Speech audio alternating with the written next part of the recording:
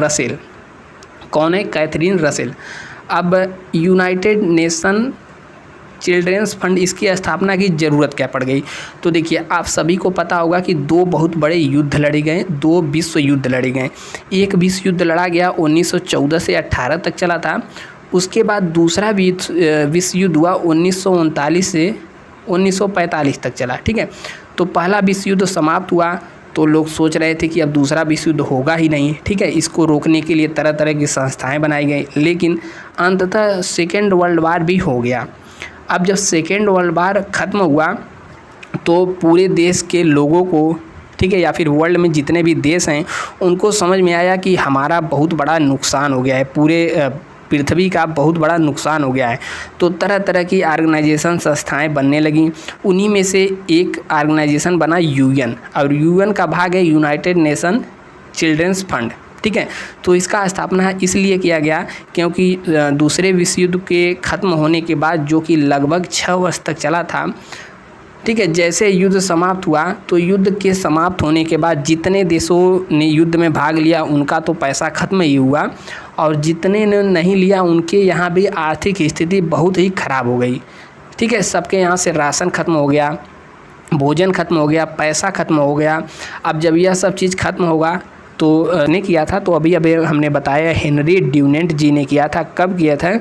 तो 8 मई, देखिए यह जो 8 मई लिखा है यह इनका जन्म दिवस है। इनका जन्म कब हुआ था? 8 मई 1826। हालांकि यह इम्पोर्टेंट नहीं है, इम्पोर्टेंट यहाँ पर है 8 तारीख। ठीक है, 8 मई बहुत ही महत्वपूर्ण है क्योंकि 8 मई को ही मनाया जाता है वर्ल्ड रेड क्रॉस दिवस। अभी हमने पीछे पढ़ा है 7 अप्रैल को स्वास्थ्य दिवस, और यहाँ पर 8 मई को मनाया जाता है विश्व रेड क्रॉस दिवस। और इसका चिन्ह जो है सफ़ेद पट्टी पर लाल रंग का चिन्ह इसका चिन्ह है। अब देखिए रेड क्रॉस क्या काम करता है, तो देखिए रेड क्रॉस भी यही सब काम करता है, कुछ इसमें चेंज है। इसका कार्य क्या है?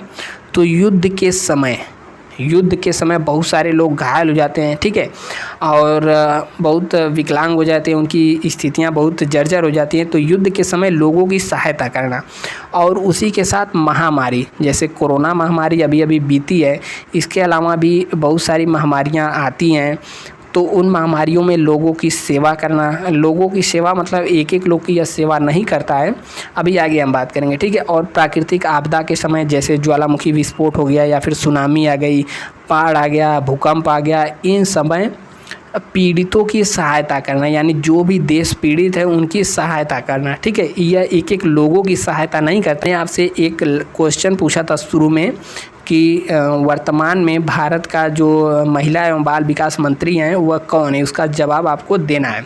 ठीक है, तो इस प्रकार से हमने 3 संस्थाएं जो थी